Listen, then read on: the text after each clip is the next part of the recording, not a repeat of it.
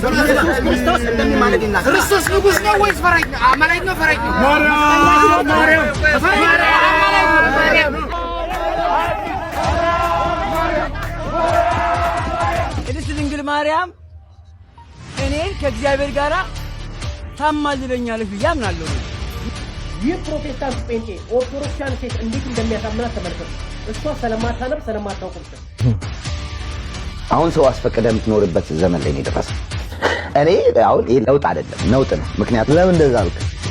ሰላም ጤና ይስጥልኝ። እና ተከብራችሁ የነቆሃን ሚዲያዊ ሰዎች እንደምን አላችሁ? እንደምስቆያችሁ እኔ አለሁ እግዚአብሔር ይመስገን። ባያላችሁበት ሰላም ክርስቶስ ይብዛላችሁ። የተወደዳችሁ ውድ ቤተሰቦቻችን በድጋሚ እጅግ ሰበር በሆኑ መረጃዎች ተመልሼ መጥቻለሁ። በዛሬው ቪዲዮ የምንመለከተው እንግዲህ ለየት የሚያደርገው ነገር አለ ብዬ አስባለሁ። ከዛሬ ቪዲዮአችን መንፈሳዊ እውቀታችን የምናሳድግበት መረጃን ተመልሼ የመጣው ሰሞኑን መቀሌ ላይ ወጣቶች በጎዳና ላይ ያደረጉት ድርጊት ተቀርጾ ተለቆ ቫይራል ወጥቷል። ታዲያ ይህ ጉዳይ በጣም እጅግ መነጋገሪያ ሆኗልና በየኮመንቱ ስር የተጻፉ ነገሮች አሉ። ታዲያ ይህን አስመልክቶ በእውቀት ምላሽ ያስፈልጋል ብዬ አስባለሁ። ለእንደዚህ ያሉ ቪዲዮዎችና በዚህ ቪዲዮ እጅግ ልንማርበት የሚገባ ቪዲዮ ነው። በደንብ አድርገን እናየዋለን። በተጨማሪ ደግሞ አንድ አነጋጋሪ የሆነ ወጣት አለ። ይህ ዘመን ለውጥ ሳይሆን ነውጥ ነው ሲል የተናገረበት ንግግር እንግዲህ አነጋጋሪ ሆኗል።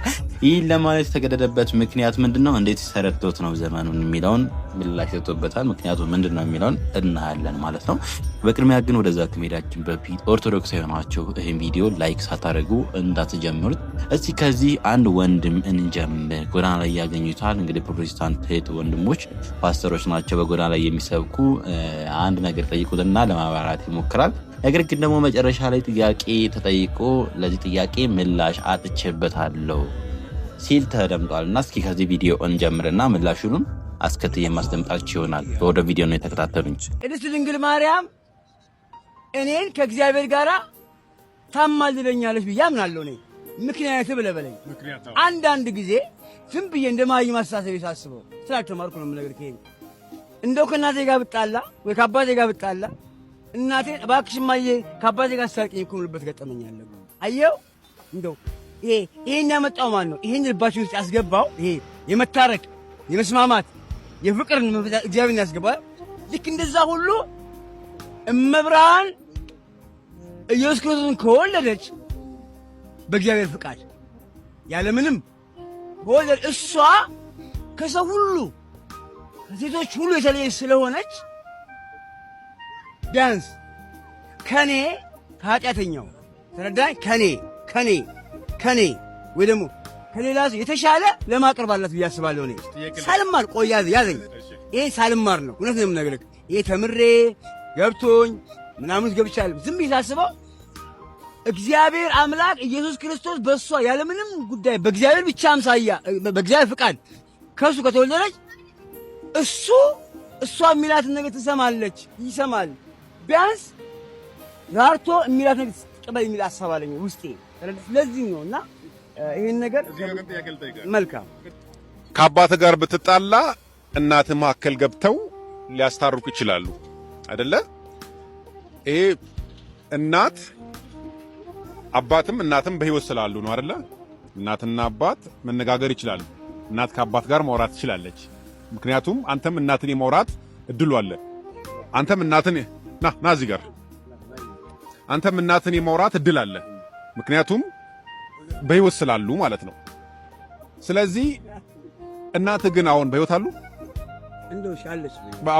እናት ግን በህይወት ባትኖር ከአባት ጋር አንተ ብትጣላ እናት መታ ከአባት ጋር ማስታረቅ አይችሉም አይደለ? ምክንያቱም ስለሞቱ ስለተለዩ ማለት ነው። በስጋ ስለተለዩ የጌታ ኢየሱስ ክርስቶስ እናት ብጽዕት ድንግል ማርያም ሰው ነች አይደለ? ሰው ነች ደግሞ ጌታ ኢየሱስን ወልዳለች። ታከብራታለህ ወይ? በደንብ አድርጌ ነው ማከብራት። ትወዳታለህ ወይ? እንዴት ነው ማልወዳት? መድኃኒት እኮ ነው በሷ በኩል የተወለደው። ግን በህይወት አሁን አለች ወይ? ድምጼን መስማት ትችላለች ወይ ብትለኝ መስማት አትችልም። እዚህ ጋር እናቅመውና ጥያቄውን እንቀጥላለን። አልጨረሰም። ይህን ለማለት የፈለገው ግን ጻድቃን ከሞቱ በኋላ አያማልዱም ለማለት ፈልጎ ነው ማለት ነው። ስለዚህ እኛ ኦርቶዶክሳን ደግሞ እግዚአብሔር የሔዋን አምላክ እንጂ የሙታን አምላክ አይደለም ብለን ነው የምሰብከው። መጽሐፍ ቅዱስም የሚነግረን ማለት ነው። ስለዚህ ደግሞ ጻድቃን ሔዋን ናቸው። በስራቸው ጻድቅ ስለሆኑ በምድር በጻድቅነታቸው በመልአክ ተመስክሮላቸው በእግዚአብሔር ዘንድ የተከበሩ ስለሆኑ ጻድቃን ሞቱ አይባልም። ጥያቄውን እንጨርሰውና ሙሉ ማብራሪያ እንሰጥበታለን። በሁሉ ስፍራ የሚገኝ ሁሉን ነገር የሚያውቅ በጊዜ በቦታ በሁኔታ የማይወሰን እግዚአብሔር ብቻ ነው። እግዚአብሔር ከባህሪው መካከል ያካፈለናል፣ በፍጹም ደግሞ ያላካፈለም። ገብቷል? እግዚአብሔር ሁሉን ቻይነቱን ለሰው ልጅ ያላካፈለም፣ በሁሉ ቦታ መገኘትን ለሰው ልጅ ያላካፈለም። ካላካፈላችሁ ነገሮች አንዱ ይሄኛው ነው። በሁሉ ስፍራው ለምሳሌ አንተ ኢትዮጵያ ነው እኛ ያለ ነው። ሌላ ሰው አውስትራሊያ ያለ ሰው አሜሪካ ያለ ሰው ማርያምን ቢያናግራት ማአማልጂ ምናምን ብላት የት ሆና ነው የምትሰማው? በሁሉ ስፍራ አለች ማለት ነው። በሁሉ ስፍራ የሚገኘው እግዚአብሔር ብቻ አይደል? ስለዚህ በሁሉ ስፍራ የሚገኘው እግዚአብሔር ብቻ ከሆነ ላንተ ኢትዮጵያ ሆነ እያማለደች አውስትራሊያ ወይ አሜሪካ ያለው ሰው ቢጠይቅ ምን ታደርጋለች? ትሰማለች? መስማት ትችላለች? ለዚህ መልስ እንግዲህ አሁን ምን አለ መሰለህ፣ ይሄ እንግዲህ በእውነት ነው የምነግርህ። እንግዲህ አሁን ይሄን መልስ ለመመለስ ከባድ ነው። አሁን ያቀስቀምክልኝ ጥያቄ ለመመለስ በጣም ይከብዳል። እንደሰማችሁት ነው። ጥያቄው አሪፍ ጥያቄ ነው። እናመሰግናለን ላቀረባችሁ ጥያቄ ማለት ወዳለ ኮድ ወንድማችን ደግሞ ትልቅ አክብሮት አለኝ። እውነት ለመናገር እላችኋለሁ። ያው የምናውቀውን እንመልሳለን፣ የማናውቀውን ደግሞ ታይምና ጊዜ ሰጥተን ጠይቀን አውቀን ተረተን ከሊቃውንቱ እንደዚህ ያሉ ጥያቄዎችን አውቀን ተረተን ምላሽ መስጠት ካለብን እንሰጣለን። ካላወቅን ማናውቀው ላይ ገብተን መዘባረቅ ስለሌለብን ነው። ስለዚህ ወንድማችን በእውነት እግዚአብሔር ያክብር ማለት ወዳለኝ ለሰጠው ምላሽ ማለት ነው። ነገር ግን ደግሞ እንደ አንድ ኦርቶዶክሳዊ ቤተክርስቲያን እንደዚህ መልስ የላትም ወይ ወደሚለው እንመጣለን ማለት ነው።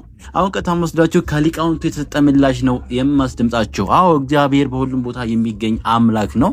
አሁን ቀጥታ ወስዳችሁ ሊቃውንቱ እንዴት ይላሉ? ቅዱሳን ከሞቱ በኋላ ያማልዳሉ ወይስ አያማልዳሉ? መጽሐፍ ቅዱሳዊ ማስረጃ ይዘን እንሰጠዋለን ምላሽ ማለት ነው። ከሞቱ በኋላ እኮ የሉም። የሞተ ቅዱስ እንዴት ትጠራላችሁ? ተክለ ሃይማኖትም እሺ በሕይወተ ሥጋ እያሉ ቅዱስ አማልዱ ይሆናል። ሙሴም አማልዷል። ከሞቱ በኋላ ግን ጥቅም የለውም። አስከሬን ለምን ታከብራላችሁ የሚሉ እንደሟል። እስኪ ስለነሱ አንድ ጥቅስ የሰማችሁ ነው አይደል? መጽሐፈ ነገሥት ቀዳማዊ ምዕራፍ 11 ቁጥር 13 ወይም እናንተ ሙሉ ታሪኩን አንብቡት። እንዲህ ነው፣ በጣም ባጭሩ ልተርከው። ንጉሥ ዳዊት ልጁ ሰሎሞንን አነገሰ። እሱ ሞተ። እሱ በደንብ ስሙኝ። ንጉሥ ዳዊት ልጁን ካነገሰ በኋላ ሞተ። ምን አላልኳችሁ? ዳዊት ሞተ፣ ተቀበረ፣ ከአባቶቹም ጋር አንቀላፋ። ሰሎሞን በአባቱ በዳዊት ዙፋን ከተቀመጠ በኋላ ኃጢአት ሰራ። ምን ሰራ አልኳችሁ? ትልቅ ኃጢአት ሰራ። እግዚአብሔርን አሳዘነ። በጣም የሚደንቅ ቃል መጽሐፈ ነገሥት ቀዳማዊ ምዕራፍ 11 ቁጥር 13 ላይ በጣም ኃይለኛ ከባድ ነውር ከፈጸመ በኋላ ሰሎሞን እግዚአብሔር እንዲህ አለው፣ ከአባትህ ከዳዊት ሥራ ጠፍተሃል፣ ርቀሃል። አባትህ ዳዊት በሄደበት መንገድ አልሄድክም። እነሆ አንተን እንዲህ አደርግህ ነበረ።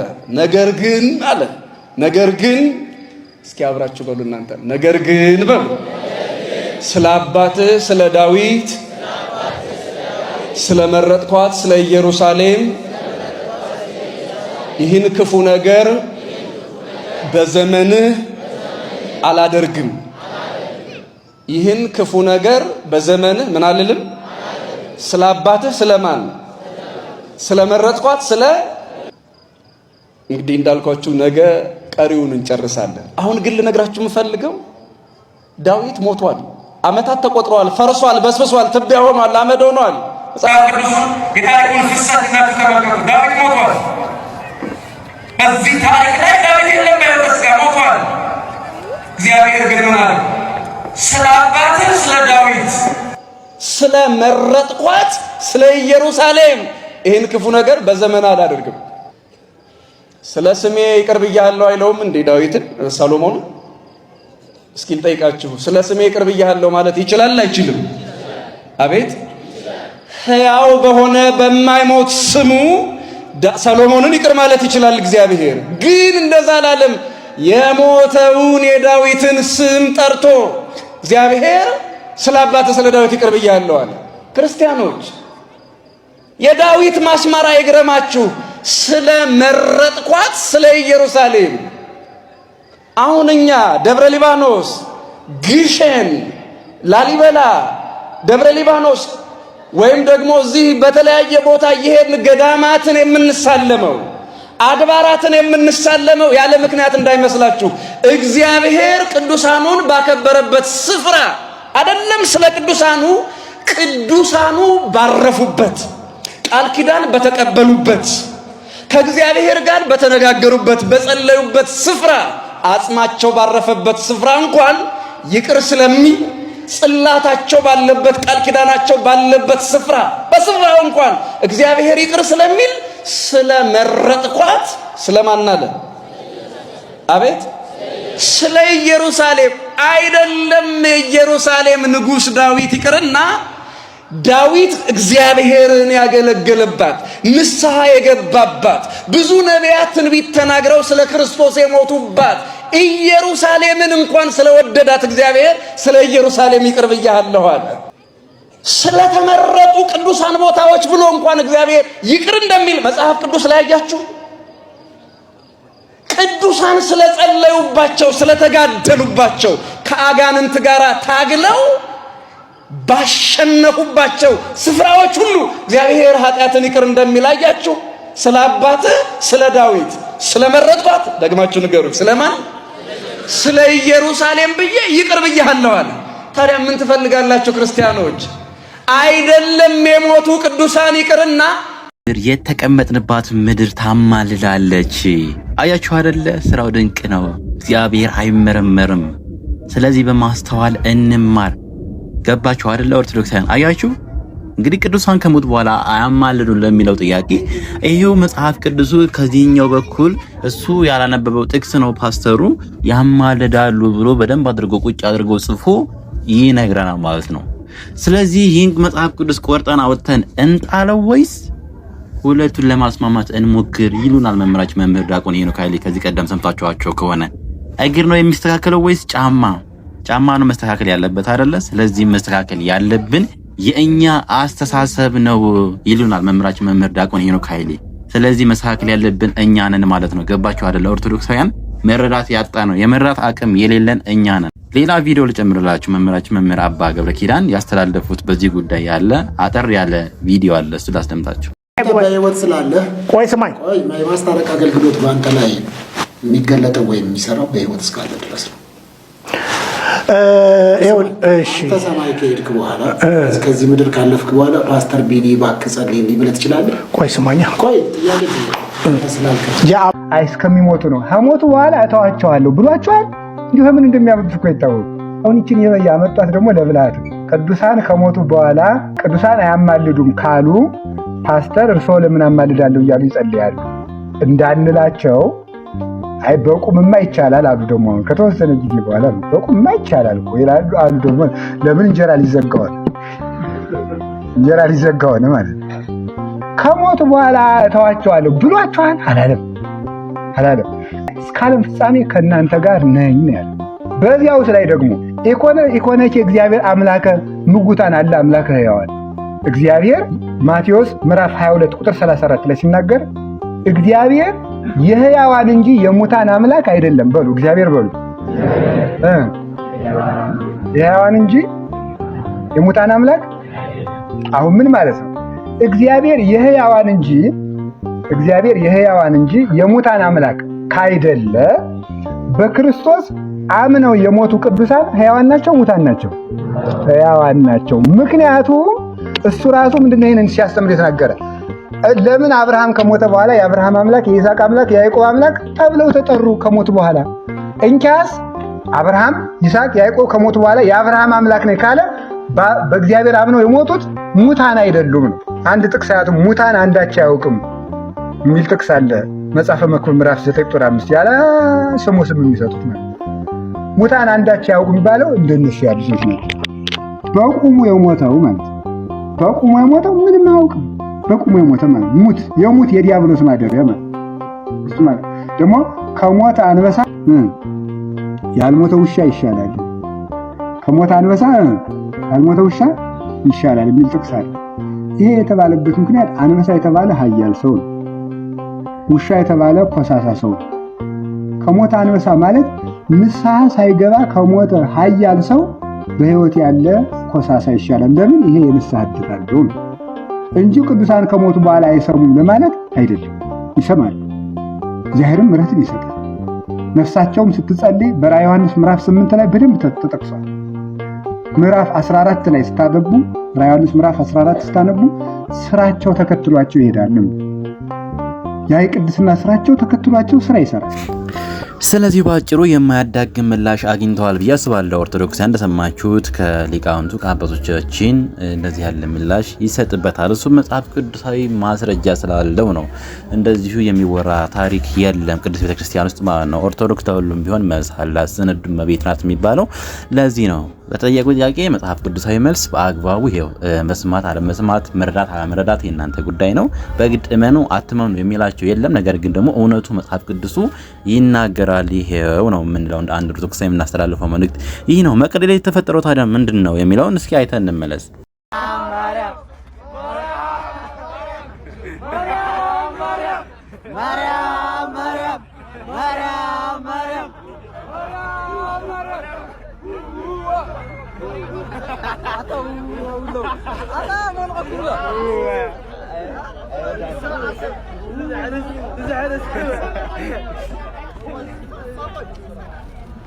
እየሰራ ነው።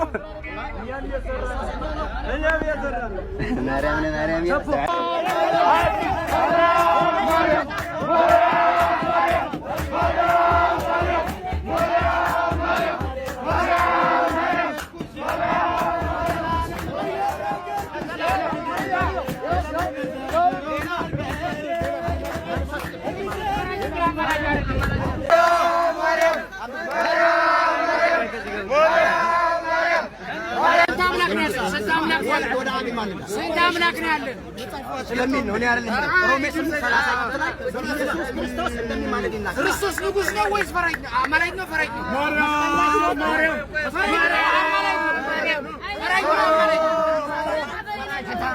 ወደ ማን ይመልዳል? ወደ አጣው ያልኩ መጽሐፍ ቅዱስ ያሳያል። ስንት አምላክ ነው? ስንት አምላክ ነው ያለው? ስንት አምላክ ነው ያለው? አሳያለሁ። እናንተ ማርያም ትማልዳለች የሚለውን ታሳያለህ። እኔማ ይሁን ነገር ማርያም እንደምትማልድ ነገር አማላጅ ተራማ እናንተ ታይበታል። አማላጅ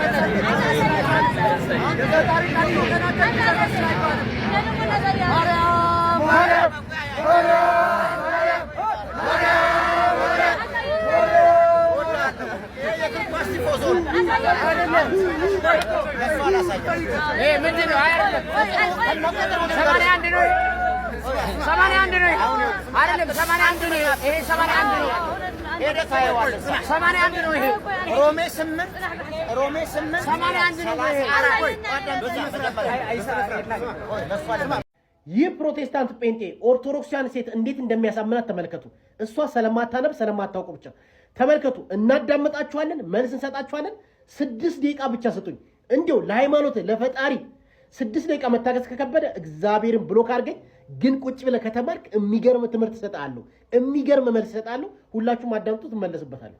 ይሄን የመሰለ ውበት ይዘሽ ግን ማለት ወዴት የምትገቢ ይመስልሻል? ብትሞች ገነት ሲሆን ገስ ስታደርጊ ዝም ብለሽ እንጃ የት ነው የምገባው? እንኳን ሲኦል አይመስለኝም። ምክንያቱም እግዚአብሔር መሐሪ ስለሆነ ይምረኛል ብዬ አስባለሁ። ለምሳሌ መጽሐፍ ቅዱስ ላይ እግዚአብሔር ቅዱስ ነው የሚል እግዚአብሔር ጋር ደግሞ ወራሽ ለመሆን አንድ ሰው ግዴታ ቅዱስ መሆን አለበት እና አንቺ ደግሞ እግዚአብሔር ፊት ልታቀርብ የምትሽው ቅድስና ሌቭል አለኝ ብለሽ ታስቢያለሽ? እግዚአብሔር መሐሪ ስለሆነ ዳሚንስ እኔ ይቅርታ ስለምጠይቀው ፈጣሪ እንደሚምረኝ አውቃለሁ። ለምሳሌ መጽሐፍ ቅዱስ ላይ ደም ካልፈሰሰ ስርየት የለም ይላል። ዞሮ ዞሮ አንድ ነገር መሞት አለበት አንቺ እግዚአብሔር ፊት ምህረትን ለማግኘት አንቺ ያንን ምህረት እንዴት ነው የምታገኘው? በጥምቀት ነው።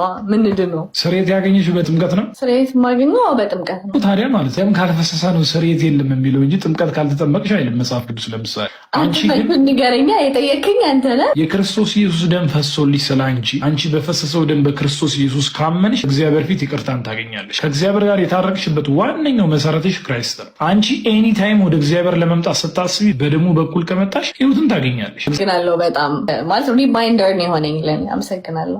ትምህርቱን በደንብ አድርገን እንማራለን። እግዚአብሔር የመጀመሪያዎቹ ሰዎች አዳምና ሔዋንን ሲፈጥራቸው በመካከላቸው ፍጹም የሆነ ሰላም ፍቅር የሆነ የጠበቀ ግንኙነት ነበረው ይላል መጽሐፍ ቅዱሱ። እግዚአብሔር ሰውን በኤደን ገነት አኖረው ካለ በኋላ የሚያስፈልገውን ሁሉ አሟላለት ይላል። ይህ የምታገኙት በኦሪት ዘፍጥረት ምዕራፍ 2 ላይ ነው። ፈጣሪ ለሰው ልጅ ነፃ ፍቃድ የሰጠው ሲሆን ታዛዥነቱን ለመፈተን ግን አንድ ሕግ ብቻ ሰጠው ይላል። እግዚአብሔር አምላክም ሰውን እንዲህ ብሎ አዘዘው፣ ከገነት ዛፍ ሁሉ ትበላለህ፣ ነገር ግን መልካምና ክፉን የሚያስታውቀው ዛፍ አትብላ፣ እርሱም በበላ ቀን ሞትን ትሞታታለህ ይላል መጽሐፍ ቅዱሱ ዘፍጥረት ምዕራፍ 2 ከቁጥር 16-17 ላይ። ከገነት ምን እቺን ዛፍ አትብላ ተባለ፣ እቺን ፍሬ አትብላ ተባለ። የሰው ልጅ ምን አደረገ? መጨረሻ ላይ አለመታዘዙን አሳየ። ስለዚህ ሰይጣን በእባብ ተመስሎ በመምጣት ሔዋንን አሳታት ይላል መጽሐፍ ቅዱሱ። ከዛፍ ብትበሉ አትሞቱም፣ ነገር ግን እንደ እግዚአብሔር ትሆናላችሁ በማለት ዋሻት። ሔዋንም እግዚአብሔር አትብሉ ካለው ዛፍ ፍሬ በላች ይላል መጽሐፍ ቅዱሱ። ለባሏም ለአዳም ሰጠችው፣ እርሱም በላ። ይህ ያለመታዘዝ የማመጽ ድርጊት የሰው ልጅ ከፈጣሪ ጋር እንዲጣላ እንዲለያይ ዋናው ምክንያት ነው ይላል። ስለዚህ ዋናው ምክንያት እዚህ ላይ ነው የሚመሰረተው። እግዚአብሔር ፍጹም ቅዱስ ስለሆነ ከኃጢአት ጋር ህብረት ማድረግ አይችልም እና ሔዋን የፈጣሪ ሕግ በጣሱ ጊዜ ኃጢአት ወደ ዓለም ገባ ይላል። ወደ ምን? ኃጢአት ወደ ዓለም ገባ። ስለዚህ እኛ ጥንተ አብሶ ነበርብን። የውርስ ኃጢአት ከማን የወረሰው? ከአዳም። ስለዚህ እግዚአብሔር አትብሉ ያላቸውን በሉ፣ አለመታዘዛቸውን አሳዩ፣ ማመጻቸውን አሳዩ። ሞት ወደ ዓለም መጣ። የማይሞት ስጋ፣ የማይረጁ ስጋ አረጀ፣ የማይሞት ነፍስ ሞተ። ስለዚህ ከእግዚአብሔር ጋር ሊያስታርቃቸው የሚችል ፍጹም ቅድስናቸውን አጡ፣ ከኤደን ገነት ተባረሩ፣ ከእግዚአብሔር መንግስት ወጡ ይላል መጽሐፍ ቅዱስ። እዚህ ጋር ነው እግዚአብሔር ፍቅር ነው፣ ደግ ነው፣ ቸር ነው፣ ይቅር ባይ ነው። እግዚአብሔር ደግሞ እዚህ ጋር ትልቁ ባህሪ ደግሞ ፈራጅ ነው። ምን ፈረደ? ሞት ወደ ዓለም መጣ። ስለዚህ የኃጢአት ደመወዙ ምንድነው? ሞት ነበረና በሰው ልጅ ሁሉ ሞት ወደ ዓለም መጣ ነው የሚለው። እዚህ ጋር ነው ሲነገር እግዚአብሔር ደግሞ በዚህ ሌላኛው ባህሪ ደግሞ ይቅር ባይና ደግ ቸር ስለሆነ እግዚአብሔር አንድያ ልጁን ሰጥቶ ከልጅ ልጅ ተወልጄ ከ5500 ዘመን በኋላ ተወልጄ አድናለሁ ባለው መሰረት በነቢያት ሲነገር የነበረው ትንቢት በአዲስ ኪዳን ተፈጸመ። እግዚአብሔር አንድያ ልጁን ሰጠ። እግዚአብሔር አንድያ ልጁን ሲሰጥ ከድንግል ማርያም ተወለደ። ያቺ ድንግል ማርያም የተባለችው ሴት በአምላክ ሕሊና ቀድማ የታሰበች በሔዋን አለመታዘዝ ምክንያት ያጣነውን ትህትና ጭምር በድንግል ማርያም ያገኘንበትና በድንግልና ኢየሱስ የተባለው ስም ኢየሱስ የተባለው አምላክ ተወለደ። ኢየሱስ ክርስቶስ ምንድን ነው? ፍጹም አምላክ ፍጹም ሰው ነው። ስለዚህ ፍጹም አምላክ የሆነበት ምክንያት ምንድነው? ፍጹም ሰው የሆነበት ምክንያት ምንድነው ብለን መረዳት ያስፈልጋል። ፍጹም አምላክ የሆነበት ቤዛ ለመሆን ነው። አንዱ ለዓለም ሁሉ ለመሞት፣ አንዱ ዋስ ለመሆን፣ ጠበቃ ለመሆን ምን ሆነ? ቤዛ ለመሆን አምላክነቱ ግድ ያስፈልግ ነበር። ፍጹም ሰውነቱ ከኛ ጋር አንድ ነው። የበደለው ማን ነው? የሰው ልጅ። ስለዚህ የሰው ልጅ ከእግዚአብሔር ጋር የሚያስታርቀው አንድ የሚሆነው ፍጹም የሆነ ቅድስና ስላልተገኘ እግዚአብሔር አንድያ ልጁ ሰጥቶ በሰውነት ፍጹም ሰውነት በመስቀል ላይ የተሰቀለ በመስቀል ላይ የተሰቀለው ስጋውን የቆረሰው ኢየሱስ ክርስቶስ የእኛን ኃጢአት ለአንዴና ለመጨረሻ ጊዜ ደመሰሰልን፣ ከእግዚአብሔር ጋር አስታረቀን። ከእግዚአብሔር ጋር አስታረቀ ሲሆን እግዚአብሔር ወልድ ራሱ አምላክ ከራሱ ጋር ጭምር አስታርቆ ሞቶ በሶስተኛው ቀን ተነስቶ በግርማ በአብ ቀኝ ተቀመጠ። ስለዚህ ሞታችን ደብዳቤ ተቀዷል። አዎ። የአዳም ኃጢአት ወይ የውርስ ኃጢአታችን ደብዳቤ ኃጢአታችን ተሰርዞልናል። አዎ። ከእግዚአብሔር ጋር ተታርቀናል። አዎ። ግን ታርቀናል ብለን ደግሞ ኃጢአት እየሰራን በደል እየሰራን እንቀመጣለን ማለት ግን አይደለም። አሁን እዚህ ጋር ነው ነጥቡ የሚሆነው። እነዚህ ጴንጤዎች የአዳም ኃጢአት የውርስ ኃጢአታችን ስለተደመሰሰ ከእግዚአብሔር ጋር አንዴ ስለታረቀን ማመን ብቻ የእግዚአብሔር መንግስትን ሊያስወርሰን ይችላል ብሎ ያስባሉ። ኖ፣ ነጥቡ እዚህ ጋር አይደለም። የአዳም ኃጢአት ተወገደልን። እግዚአብሔር ከአንዴና ለመጨረሻ ከእግዚአብሔር ከራሱ ከአብና ከመንፈስ ቅዱስ ጋር አስታረቀን፣ በግርማ በአብ ቀኝ ተቀመጠ። ግን መጽሐፍ ቅዱሱ እንደዚህ ይናገራል። አዳምጡኝ። መጽሐፍ ቅዱሱ እንደዚህ ይናገራል። በዮሐንስ ራዕይ ምዕራፍ 22 ከቁጥር 2 ላይ እነሆ ቶሎ ብዬ እመጣለሁ፣ ለእያንዳንዱ እንደየሥራው መጠን እከፍል ዘንድ ዋጋዬ ከእኔ ጋር አለ ይላል። እንደምን መጠን? እንደ ሥራው መጠን፣ እንደ እምነቱ አይልም። እንደገና መጽሐፍ ቅዱስ ይህን ጥቅስ በደንብ ያጠናክርልናል። የሰው ልጅ ከመላእክቱ ጋር ከአባቱ ጋር ይመጣ ዘንድ አለውና ያን ጊዜም ለእያንዳንዱ እንደ ሥራው ያስረክቧል። እንደምኑ? እንደ ሥራው። ስለዚህ በመልካም ሥራ ያልታጀበ ክርስቲያን ከእግዚአብሔር ሊነጠል እንደሚችልም ያስታውቃል። መጽሐፍ ቅዱስ ይናገራል። ዮሐንስ ወንጌል ምዕራፍ 15 ላይ እኔ እውነተኛ የወይን ግንድ ነኝ አለ። ማን? ኢየሱስ ክርስቶስ። አባቴ ገበሬው ነው አለ። ከዛስ እናንተ ቅርንጫፎች ናችሁ ካለ በኋላ በእኔ የሚያፈራ አብዝቶ እንዲያፈራ ያጠረዋል፣ በእኔ የማያፈራ ይቆረጣል። አየህ፣ ቅርንጫፍ ሆነ ተጣብቀ የክርስቶስ አካል ሆነ በእምነት ብትቆይ እንኳን ምንም እንኳን በስራ ማትገለጥ ከሆነ ምን ትሆናለህ? ትወገዳለህ። መጽሐፍ ቅዱስ ሐዋርያው ቅዱስ ጳውሎስ እንደዚህ ይናገራል በፊልጵስዩስ ምዕራፍ 2 ከቁጥር 12 ላይ ድህነታችሁን በፍርሃትና በመንቀጥቀጥ ፈጽሙ ይላል። አይ ድህነት አንድ የተፈጸመ ሳይሆን በመስቀል ላይ የተከፈለ ያ መስዋዕትነት አስጠብቀ መቀጠል እንዳለበት በፍርሃትና በመንቀጥቀጥ አስጠብቀ መቀጠል እንዳለበት ሐዋርያው ቅዱስ ጳውሎስ ይናገራል። መጽሐፍ ቅዱስ በገላትያ 5:21 ላይ ምን ይላል? መናፍቅነት፣ መዳራት፣ ክርክር፣ ዘፋኝነት የእግዚአብሔር መንግስት አያስወርስም ይላል። እዚህ ጋር ስለ እምነት አላወራም። ስለምንድን ነው ያወራው? ስለ ክፉ ስራ ነው ያወራው። ስለ ክፉ ስራ ካገኘን ምንም እንኳን እምነት ቢኖረን የእግዚአብሔር መንግስት እንዳንወርስ ይናገራል። እንደገና ያዕቆብ በመልእክቱ ምዕራፍ 2 ቁጥር 14 ላይ እምነት አለኝ የሚል ስራ ግን የሌለው እምነቱ ሊያድነው ይችላልና ብሎ ይናገራል። እንደገና 24 ላይ እምነት ያለ ስራ እንደማያጸድቅም በመጽሐፍ ቅዱስ ይናገራል። ስለዚህ እምነትና ስራ አንድ ላይ ይዞ መሄድ ያስፈልጋል። ጴንጤዎች እምነት ብቻ ያድነናል፣ ምንም እንኳን ስራ ብንሰራ ኃጢአት ብንሰራ ገነት እንገባለን፣ በአብ ዘንድ ጠበቃ አለን ይላሉ። ስለዚህ ክርስቶስ ዳግም ለእያንዳንዳችን እንደየስራችን መጠን እንደሚከፍለን ዮሐንስ ራእይ ይናገራል፣ የማቴዎስ ወንጌልም ተጽፏል። ስለዚህ በእምነት ብቻ ይዳናል የሚል አስተምሮ ምንፍቅና ነው፣ አደገኛ አስተምሮ። ስለዚህ ኃጢአትን እንድንለማመድ ወንጀልን እንድንለማመድ የሚያደርገን ነው እንጂ ከክርስቶስ ጋር በቅድስና ክርስቶስን እንድንመስል የሚያደርግ ትምህርት አይደለም። ስለዚህ እኔ በጣም የሚገርመኝ አንድ ፈሊጥ የትም ትንዘላዘል ትከርምና ቤተክርስቲያን ስትጠራ አትሰማም፣ በአውደ ምሕረት ና ተማር ስትባል እምቢ፣ ሰንበት ትምህርት ስትጠራ የለውም፣ በንግሱ ስትጠራ አይመቸኝም፣ በማህበራት በልዩ ልዩ ከጽዋ ማህበር አንስቶ እስከ ሌላውም አይነት የማህበር ፎርማት ድረስ ና ወንጌልን ተማር ስትባል ፍላጎት የለህም። የትም ትከርምና ከሆነ ቦታ ተገኝተህ ድንገት ቢሆነ ውጋት ትመታና ጌታን አገኘሁት በራልኝ ትላለህ። እዚህ ሆነ መቼ የፈለግከውን ነው፣ መቼ ያየኸውን ነው፣ መቼ የጠየቅከውን ነው፣ መቼ የጠነቀቅከውን ነው። ኢየሱስ ክርስቶስ ኦርቶዶክስ ተዋሕዶ ቤተክርስቲያን ውስጥ የሚመለክበትን ከፍታ ይታውቀዋል። ስለዚህ እዛ ሄደህ መምቻ አድርገህ ተጠቅመው ኦርቶዶክስ ተዋሕዶ ቤተክርስቲያን ውስጥ ኢየሱስ አይሰበክም ብትል መልሱ ዘልዛላ ነበርክ። እስኪ አንዴ ሁላችሁም በኮሜንት ድገሙት፣ ዘልዛላ ነበርክ። 4 ነጥብ። እዚህ ምድር ላይ ሰው አስፈቅዳለህ የምትኖረው፣ ፈጣሪ ሲፈቅድ ነው የምትኖረው። አሁን ሰው አስፈቅደህ የምትኖርበት ዘመን ላይ ነው የደረስነው። ለውጥ ነው የምለው እኔ አሁን ይሄ ለውጥ አይደለም ነውጥ ነው። ምክንያቱም ለምን እንደዛ አልክ? ምክንያቱም ለመኖርና ለመኖር የሆነ ሰው መፍቀድ አለበት። ገባ? ያ ልክ አይደለም። ምክንያቱም እንደውም አንድ አባት ሲናገሩ አንዳንዴ መሪን ጽፌዋለሁ፣ እንደውም ይለያል አለ በሚል ሙስጠላ እዛ ላይ እሳቸው የተናገሩትን ነው የጻፉት እና አንተ በጥሩ ነው የመጣው ወይስ በመጥፎ የተሾምከው ብለውታል። ግን እግዚአብሔር ይመስገን እኔ ሰው ለማዝናናት የተፈጠርኩት በክፉ ጊዜም በደጉም ጊዜም ሁሌም እኔ እንደ አንድ ህዝብ ነኝ። ምክንያቱም ራሴን እንደ አንድ ህዝብ ነው የምቆጥረው። የህዝብ ልጅ ነው። ምክንያቱም ህዝብ ጎን ያለው አቋሜም አይለወጥም። ጥሩ ነገር ካየው ጥሩ ነው እላለሁ፣ መጥፎ ነገር ካየው ደግሞ መጥፎ ነው እላለሁ። የትኛውንም ጦርነት ያልደግፍ ማናችንም አንደግፍ። ምክንያቱም ማን ይደግፍ? አሁን ግን እየተዋጋን ያለው ነው ከሰይጣን ጋር። ገባ? አንደኛ ከራሳችን ጋር መጀመሪያ ውጊያችንን እንጨርሳለን። ገባ? አባቱን የማይሰማ ልጅ ደግሞ ከባድ። ገባ? ልጅ ይሄ ተውረፍ ሲባል የማይሰማ ልጅ ገባ? ለአካባቢም ለሀገርም ለምንም ጠንቅ ነው የሚሆነው። ገባ? እኔ ሳድቅ አባቴ ለኔ መስዋዕትነት ከፍሎ እኔ ለማሳደግ ስንት ጋራና ስንት ነገር ጥሩ ሲያመጣ ይሄን ገብቼን ወጥቼን ብዬ እላችሁ አይለኝም አባቴ። ገባ? የአባትነት ግዴታው ፍቅሩን የሚያሳየው ልጁ ጥሩ ቦታ እንዲደርስለት። ገባ? እና እንዲህ ወጥቼ እንዲወርጄ ሳይለን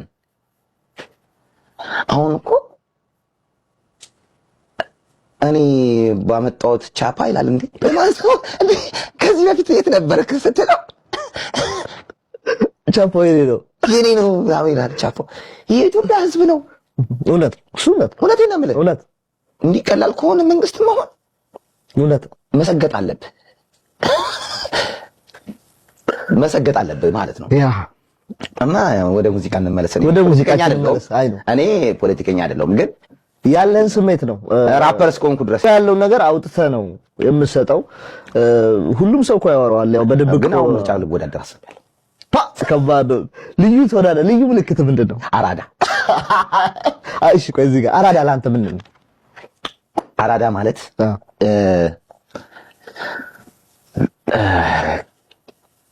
እንዴት ብዬ ልንገር? አራዳ ማለት እኔ ነኝ። ታስ ግን እሺ ከራሱ በላይ ለሰው የሚያስብ ከራሱ በላይ ሰውን የሚያስቀድም ሰው የሚያከብር ለሰው የሚኖር ያለውን የሚያካፍል ገባ?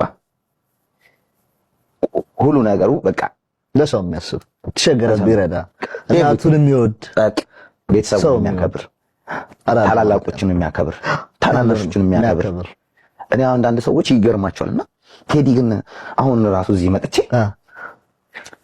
የሆነ ዶርዳሽ ላይ ምናምን ቃታ አዝና ወይኔ አዝሻቸው ምናምን ራሴ በማረገው ሰው ማዘዝ አይደል ይገባኛል። ሰው ማዘዝ አልወድም። አንድ ነገር ማድረግ ራሴ ነው ማድረግ የምፈልገውና እዚህ ደግሞ ቴክኖሎጂው በትእዛዝ ነው ሁሉ ነገር ቤት የሚመጣል። ከኢትዮጵያ ምናፈቀ ብትለኝ በቃ ይሄ ራስ የምታደርጋቸው ነገሮች አሉ። ሰው ማታስቸግረው ግን እትዲ የከፈልክ እኮ ነው ስራ አይደል እኮ እየፈጠርክ ነው። አይኑ አንተ ስታዝ ማዘው ነገር ራሱ ምን ያሳዝነኛል። ምን ነው